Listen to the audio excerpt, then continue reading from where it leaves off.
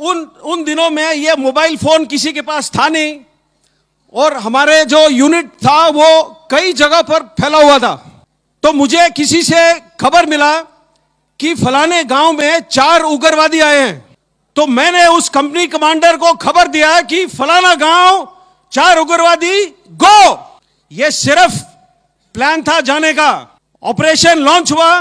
तजुर्बे से पता लगता है कि आज ऑपरेशन में कुछ गड़बड़ हो सकता है। तो मैंने उस वक्त हमारे यूनिट में जो डॉक्टर साहब थे उनको भेजा है, जो पलटन का एक घातक टोली होता है, सबसे तगड़े जवान। उन जवानों के साथ मैंने डॉक्टर साहब को भिजाया। अभी हमारे डॉक्टर साहब के बारे में एक बात, उनके हमारे पलटन में आए 5 दिन हुए थे। बिल्कुल नए थे, कच्चे थे, कमजोर थे, थोड़े मोटे थे, थोड़े डरे हुए से थे। वो ऐसे रहते थे दिन भर, क्योंकि डर था उनको। डर इसलिए था क्योंकि उनके साथ जो 6 जवान गए थे वो सब सिर्फ हिंदी बोलते थे। डॉक्टर साहब मेरी तरह मद्रासी थे, वो या तो सिर्फ कन्नड़ बोलते थे या तो इंग्लिश। हमारे जवान सिर्फ हिंदी बोलते थे। तो डॉक्टर साहब को डर था। दूसरा, जो मेरा मौजूदा पोजीशन था, वहां से जिस गांव में उग्रवादी थे 6 घंटे का पैदल का रास्ता था। हमें पहाड़ी के नीचे उतरना था, दूसरा पहाड़ी चढ़ना था, पहाड़ी फिर उतरना था, एक छोटा नदी पार करना था, और फिर आधे रिज के ऊपर गांव का फैलाव था। 6 घंटे लगते थे। तकरीबन 4:30 बजे मुझे खबर लगा, और वो खबर किसी भी लीडर को इससे ज्यादा दुख वाला खबर हो ही नहीं सकता है। खबर मुझे यह लगा कि साहब बंदे को गोली लग गई है। क्यों खराब लगता है? जो लीडर लायक है, जब उसके टीम में या उसके टोली में किसी को चोट लगता है या कोई घायल होता है, तो मेरे परिभाषा में वो लीडरशिप का फेलियर है। मुझे ये रैंक क्यों प्राप्त है? मुझे ये ओहदा क्यों प्राप्त है? आपको क्लास का मॉनिटर क्यों बनाया गया है? ताकि आप क्लास को, आप स्कूल को, पाठशाला का देखभाल कर सके। अगर मेरे नेतृत्व के दौरान और मेरे नेतृत्व में कोई शहीद या घायल होता है, तो हो सकता है वो मेरी लापरवाही हो, और वो लापरवाही फेलियर है। तो मुझे खबर लगा कि साहब बंदे को गोली लग गई है।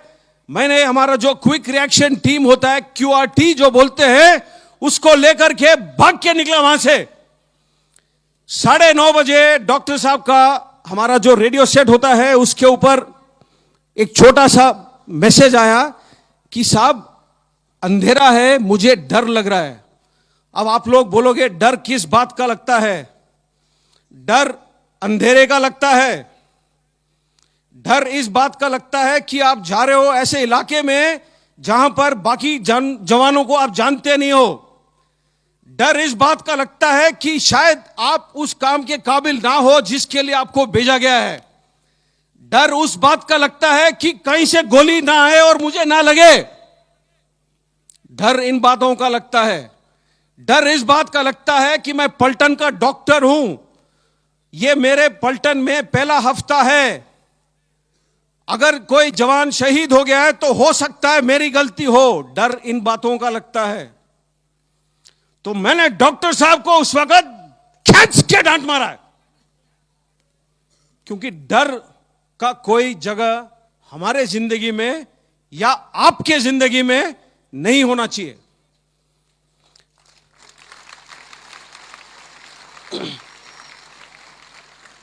मैंने बोला मेरे को दोबारा कोई मैसेज नहीं चाहिए आपसे। तकरीबन 11:30 बजे डॉक्टर साहब का फिर मैसेज आया। बोला साहब मैं पहुंच गया हूं जवान के पास, लेकिन जहां भी काट रहा हूं वहां पर खून है। अब ये डॉक्टर साहब सिविल से आए थे, 5 दिन हुए थे, उन्होंने कभी किसी को गोली से जख्मी होते हुए नहीं देखा था। तो जब वर्दी काट रहे थे इंस्पेक्ट करने के लिए, तो सारा शरीर खून से लथपथ था। उनको आदत नहीं था इस बात का। तो उन्होंने बोला साहब पूरा खून है, मुझे डर लग रहा है। तो मैंने उस टाइम खींच के मारा डांट और बोला डॉक्टर साहब आपका काम सिर्फ और सिर्फ हमें जिंदा रखना है, बस। यह जवान मर नहीं सकता है, इतना मैंने बोला है। और 5 मिनट के अंदर मैं भी डॉक्टर साहब के पास पहुंच गया। जैसे मैं डॉक्टर साहब के पास पहुंचा है, ट्रर करके आवाज आया, AK-47 का फायरिंग का आवाज ऐसे ही होता है। आपको मालूम होना चाहिए कि मुझे 5 बार गोली लग चुका है। मैं अभी भी खड़ा हूं आपके सामने, स्टेज से कूद के भी आ सकता हूं, आपके साथ पीटी भी कर सकता हूं।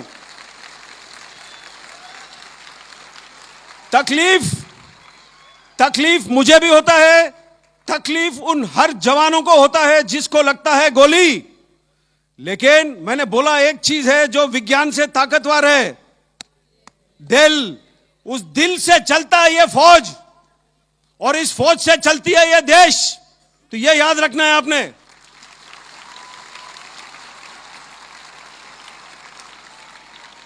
तो हम लोग उस गांव में 5 दिन रहे थे, कुल 5 दिन। क्योंकि गांव में जहां उग्रवादी छुपना चाहता है, कई जगह खोज सकता है जहां छुप सकता है। तो हर घर, हर कमरा, हर वो खेत, हर वो ट्यूबवेल, हर वो स्टोर हाउस, हर वो गोदाम, हर वो जगह ढूंढ ढूंढ के हमें 5 दिन लग गए थे। और इस 5 दिनों के दौरान 5 हमें अलग अलग जगह पर उग्रवादी मिले।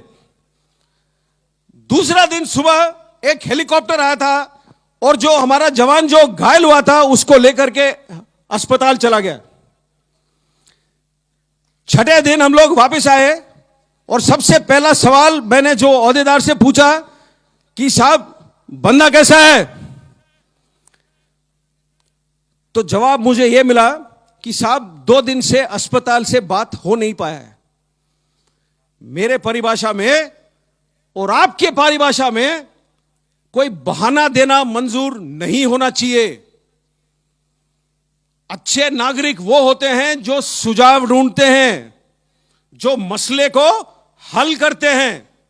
लेकिन उसने बोला कि साहब 2 दिन से बात नहीं हुआ है। मैंने मरा भाई डांट। ताज्जुब होगा, जब डांट भी अच्छी लगती है, साला टेलीफोन भी चलना लगता है।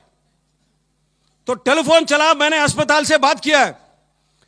अस्पताल में जब आईसीयू से कनेक्ट हुआ, अस्पताल में जो नर्स ड्यूटी पर थी, उसने यह बात मुझे बताई, मैं आपको बताना भूल गया।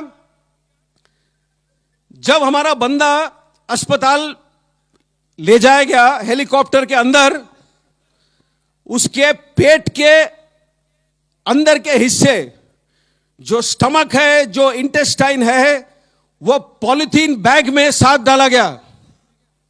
पॉलिथीन बैग में हेलीकॉप्टर के अंदर उसके साथ।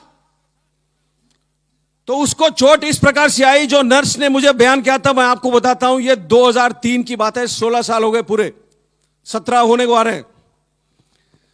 उसने, नर्स ने बोला कि साहब उसके जो लेफ्ट वाला फीमर है, जो फीमर होता है, जो थाई का सबसे बड़ा हड्डी होता है शरीर का, वो 2 जगह पर फ्रैगमेंट हो गया। फ्रैगमेंट का मतलब क्या है?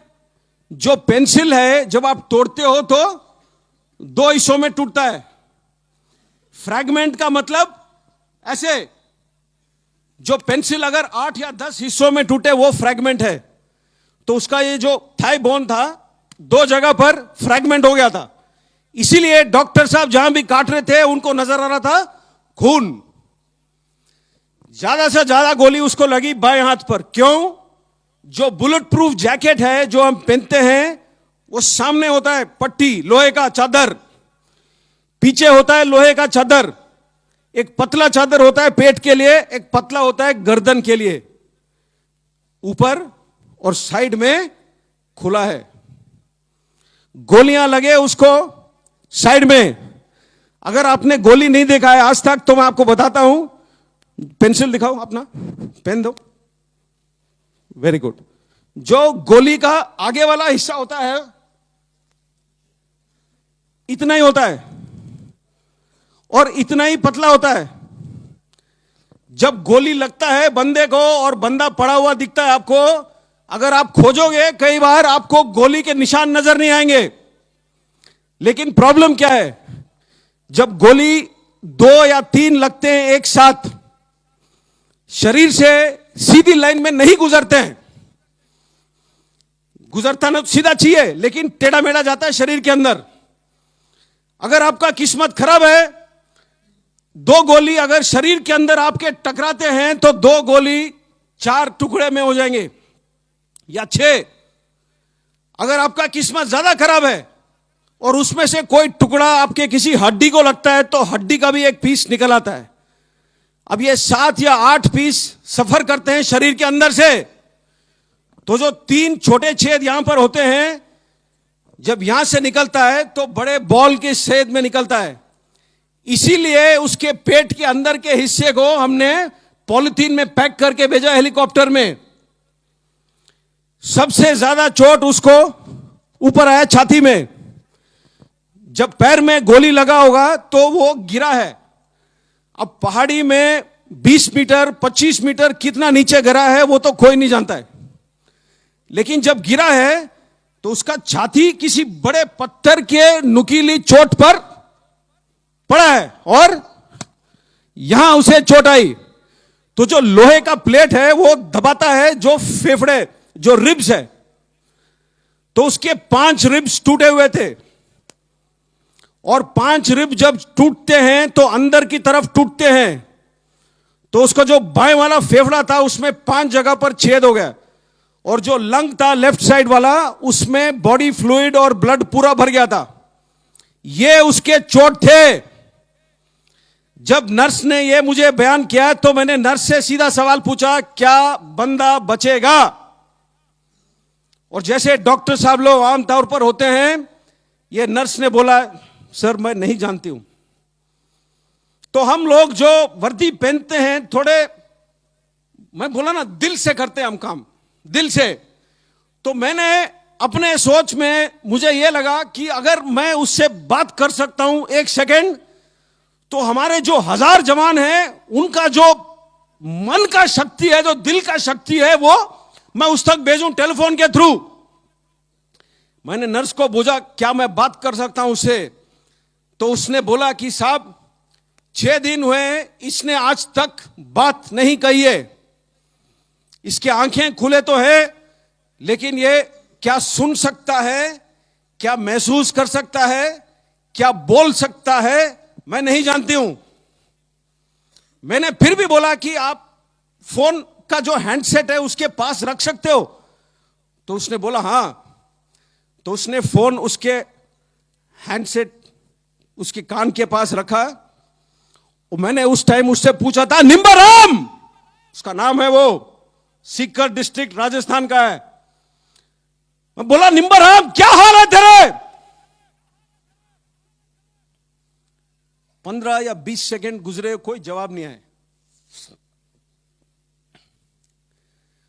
मैंने सोचा शायद वो खत्म हो रहा है, शायद वो सुना ही नहीं मेरी बात, शायद वो बोल नहीं पा रहा है।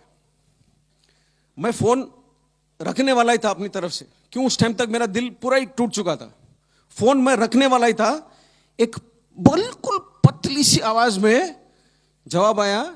इतना चोट खाने के बाद बिस्तरे पे पड़ा हुआ है जवान, पतला सा आवाज में बोलता है मेरे से कि साहब पेट में थोड़ी सी तकलीफ है। और फिर बाद में बोलता है,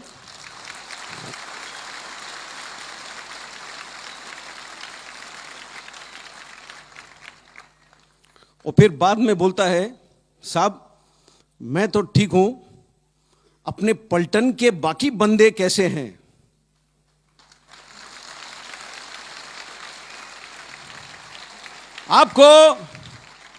आपको कहानी सुनना है तो कहानी ऐसे सुनो।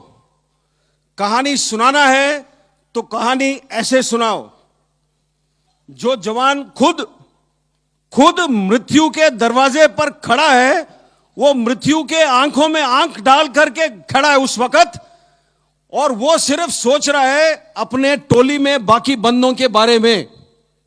यह होता है सेल्फलेसनेस, यह होता है किसी और को त्याग करने का काबिलियत। अगर आज के तारीख पे तिरंगा लहराता है गर्व से हवा में, ऐसे लोगों के वजह से लहराता है। यही वो सांस है जिससे ये देश जीता है, और इसी जवानों के वजह से मैं हमेशा कहता हूं, मुझे 5000 जन्म दे दो, मैं दोबारा यही वर्दी पहनूंगा।